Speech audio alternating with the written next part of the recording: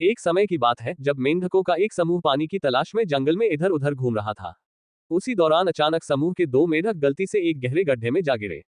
समूह के दूसरे मेंढक गड्ढे में गिरे अपने दोस्तों को लेकर बहुत चिंतित थे क्योंकि गड्ढा बहुत ही गहरा था। गड्ढे की गहराई और एक मेंढक की औसत ढलान की ऊंचाई का अनुमान लगाकर गड्ढे से बाहर खड़े मेंढकों ने उन दो मेंढकों से कहा कि गहरे गड्ढे से निकलने का कोई रास्ता नहीं है और कोशिश करने का कोई मतलब भी नहीं है।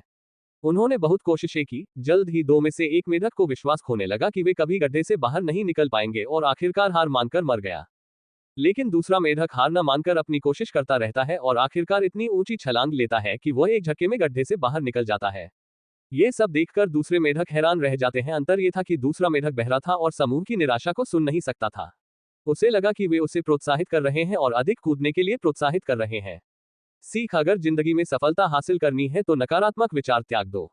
प्रेरणादायक कहानियों से जुड़े रहने के लिए कृपया चैनल सब्सक्राइब